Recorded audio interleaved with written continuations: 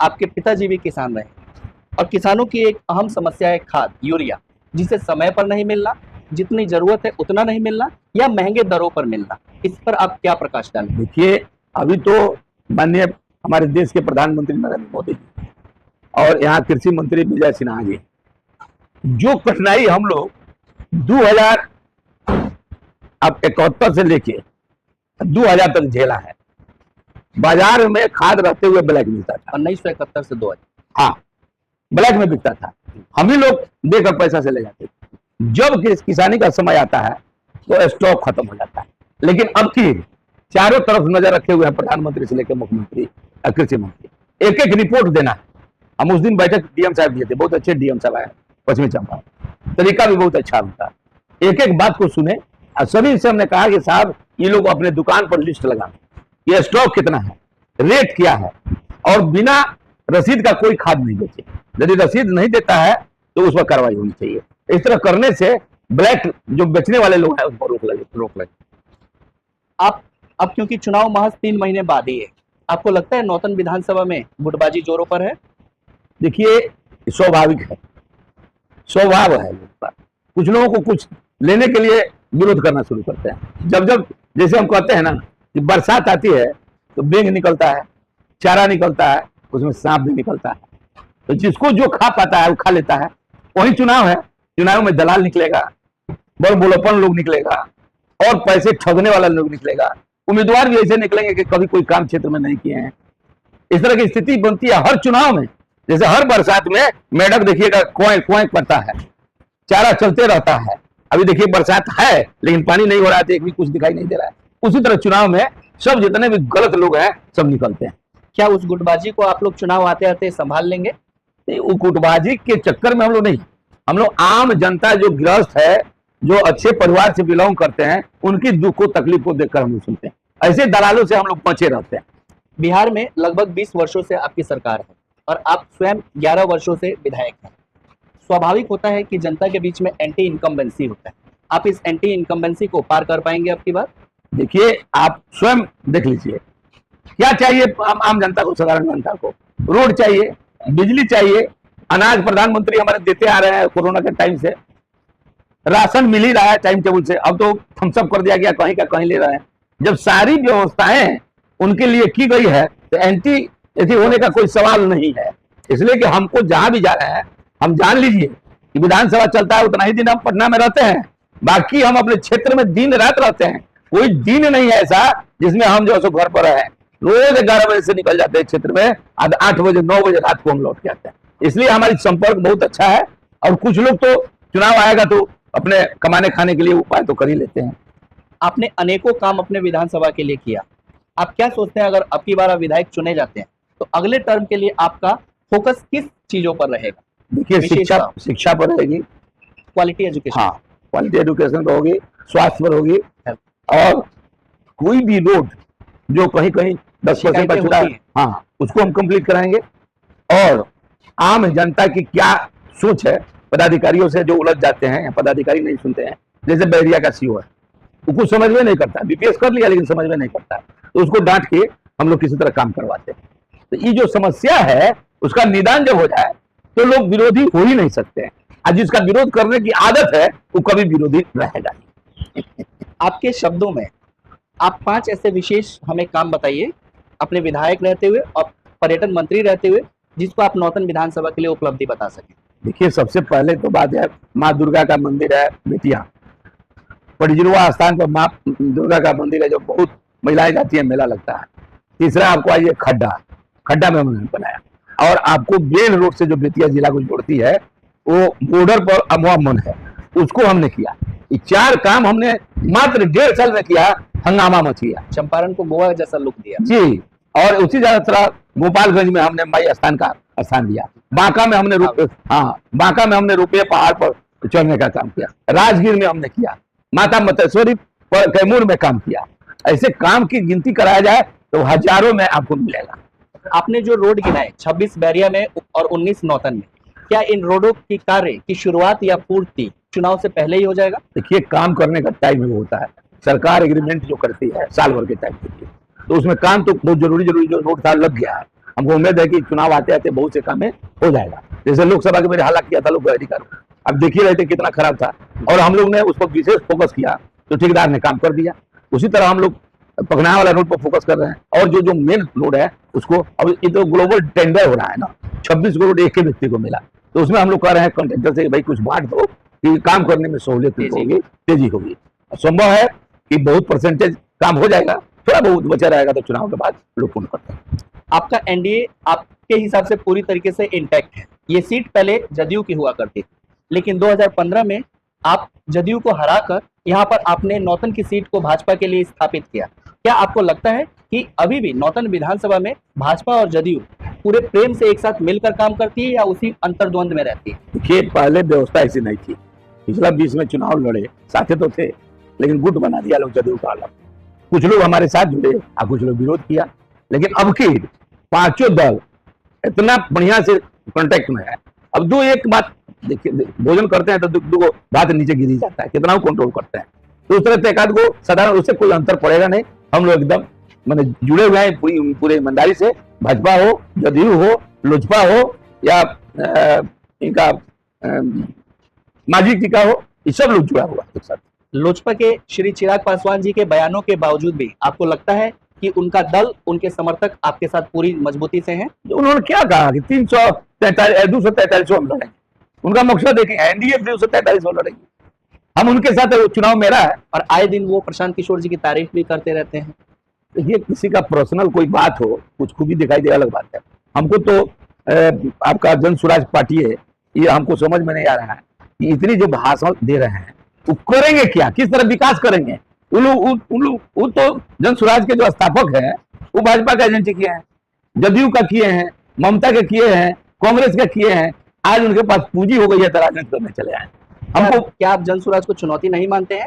नहीं, जन स्वराज नहीं के बराबर है। रिजल्ट अभी 4 गो उपचुनाव हुआ था ना, कहीं उसका रहा, ये हवा हवाई है। सारा लोग जान रहा है कि आया है, पैसा है, खपा रहा है, जितना कर दे। अब कहीं कोई लोग जो सो उसको उठा ले, रोक ले, उससे कुछ होने जाने वाला है नहीं।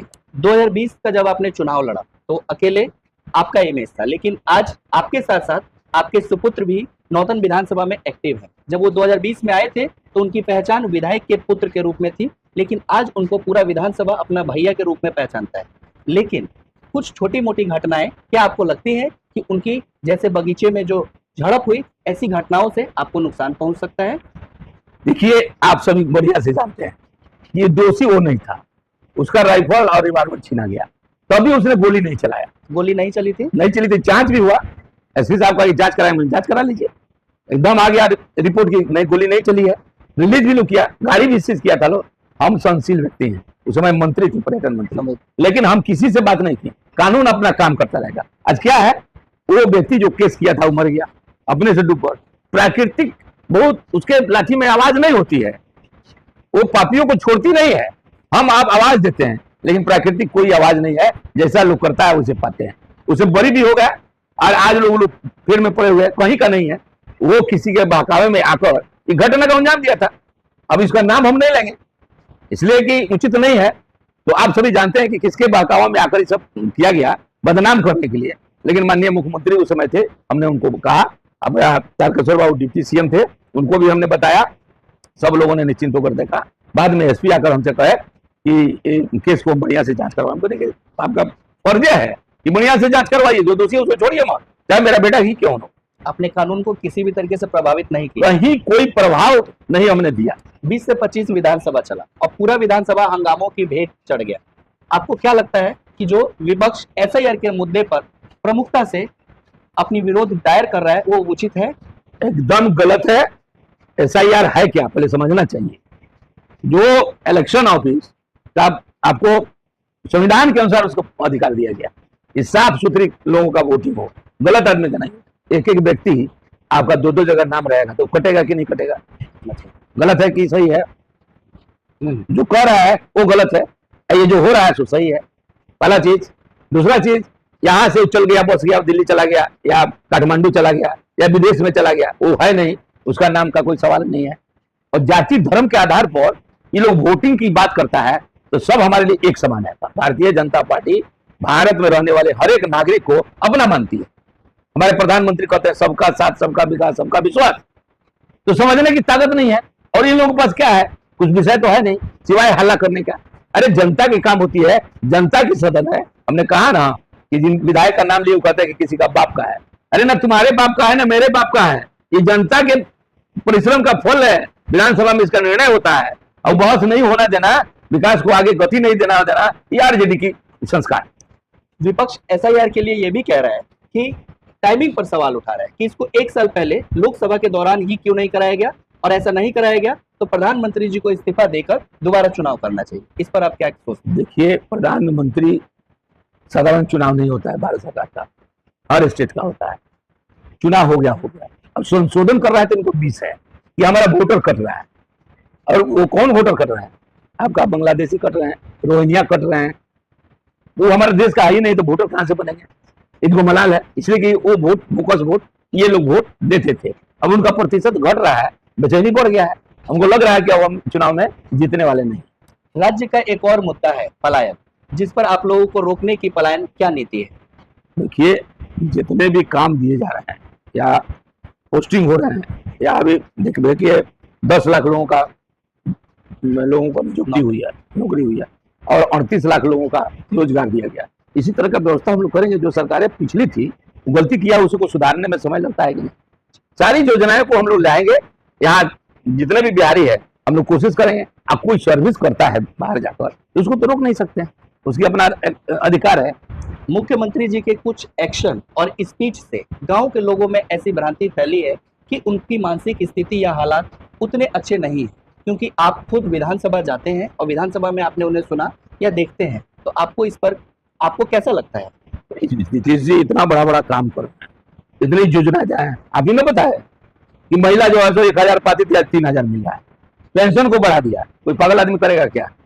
आप बताइए। पूरी तरीके से स्वस्थ हैं? एकदम स्वस्थ हैं, काम भी कर रहे हैं। और उन्हीं के साथ आप लोग फिर 25 निश्चित। विपक्ष, आपने खुद जिक्र किया माई बहन योजना, हाँ।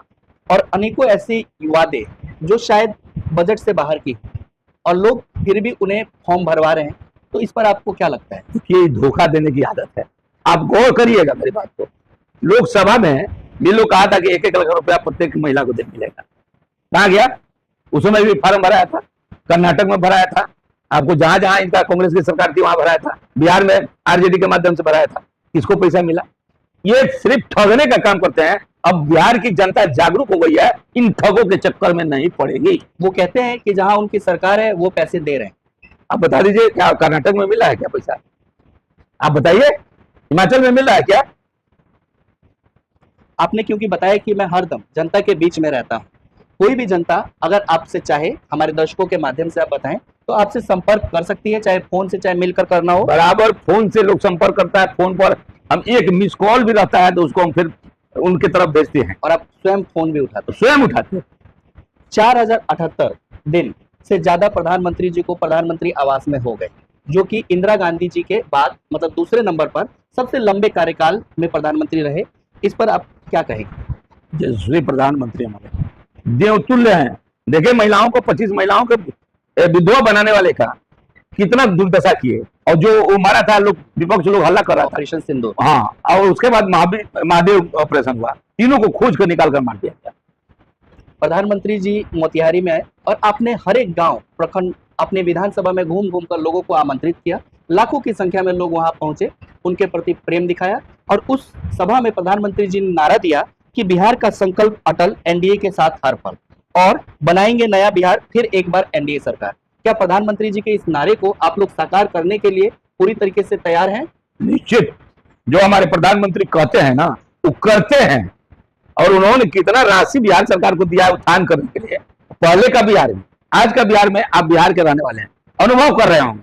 पहले दाने दाने के मोहताज थे, किसी भी डीलर के यहाँ राशन नहीं मिलता था। 3 महीना 4 महीना पर कभी कृपा किया तो दे देता था। आज एक भी राशन के दुकानदार घोटाला नहीं कर सकते हैं। और जागरूक हमारी जनता भी हो गई है, हर चीज को जान रही है और खोज रही है। इसलिए सारे लोगों का एनडीए पे विश्वास है, और एनडीए पूर्ण बहुमत से नहीं, भारी बहुमत से जीतेगी। आप सिर्फ विधायक ही नहीं, पूर्व में पर्यटन मंत्री भी रहे, और आपने पर्यटन मंत्रालय के दौरान जो उपलब्धियां या काम किया उसे गिनाया भी। लेकिन आप ही के चंपारण में महात्मा गांधी, जिसका जिक्र प्रधानमंत्री जी भी हमेशा करते हैं, वे आए थे और उन्होंने बेतिया से शिवराजपुर की पदयात्रा भी की। वहां पर रुककर छरकी में वो गहरी कोठी के किसानों से मिले थे और अन्य जगह भी वो चंपारण में रुके। क्या आपको लगता है अगर आपको आगे मौका मिलता है सरकार में जाने का या किसी भी तरीके से किसी मंत्रालय में, तो आप पर्यटन मंत्रालय को ये प्रस्ताव देंगे कि एक गांधी सर्किट या गांधी कॉरिडोर चंपारण में बनाया जाए, जिससे नई पीढ़ी को भी गांधी जी के आगमन और गांधी जी का प्रेरणादायी उद्बोधन चंपारण से जो मिला वो पूरे देश को आजादी में काम आया। गांधी सर्किट या कॉरिडोर की मांग आप सरकार से करना चाहेंगे? के पर्यटन मंत्री हम थे, तो वो आपका गुनाह जहाँ उनका भितियरवा है, वहाँ 2 बिल्डिंग हमने दिया बनाने के लिए, और हमारी 88 करोड़ का प्रोजेक्ट था कहाँ, बेतिया में, जहाँ महात्मा गांधी जी ठहरे थे, वो धर्मशाला से लेकर वहां तक, उसको चारों तरफ से राज को घेरवा कर वहां लाइट एंड साउंड से हम महात्मा गांधी की पूरी जीवनी का हम कहानी उसको फिट किए थे। लेकिन समय के पहले हम हट गए, काम अधूरा रह गया। ये आप जो कर रहे हैं आगे कराने के लिए, हमारी प्रस्ताव था और माननीय मुख्यमंत्री नीतीश कुमार से हमने वाल्मीकि नगर के बैठक में, कैबिनेट के बैठक में इस प्रस्ताव को हरी झंडी भी दिया था। और निश्चित अगला चुनाव में यदि हमको कोई परिवार मिले ना मिले, लेकिन गांधी सर्किट बनेगा, इसमें कोई शक नहीं। तो ये थे हमारे साथ श्री नारायण प्रसाद जी, विधायक नौतन, अपूर्व में पर्यटन मंत्री रहे, जिनसे हमने अनेकों मुद्दों पर, चाहे वो विधानसभा के हो, चाहे राज्य के हो, चाहे राष्ट्र के स्तर के हो, हर एक मुद्दे पर खुलकर बात की। यहाँ तक कि उनके सुपुत्र के बारे में भी बात किया और हर एक सवाल का जवाब उन्होंने बहुत ही बेबाकी से, बिना हिचक किए दिया और किसी भी तरीके से हमें मजबूर नहीं किया कि आप ये सवाल पूछिए, ये मत पूछिए। इसके लिए हम उनका तहे दिल से धन्यवाद करेंगे। और एक बहुत बड़ी घोषणा उन्होंने करा कि वो गांधी सर्किट के बारे में जरूर आगे प्रस्ताव डालेंगे और करवाएंगे। हम आशा करते हैं कि अगर श्री नारायण प्रसाद जी जीतते हैं तो सिर्फ एक विधायक ही विधानसभा नौतन को नहीं मिलेगा, बल्कि राज्य में हम सभी को एक मंत्री के रूप में भी मिलेगा। बहुत बहुत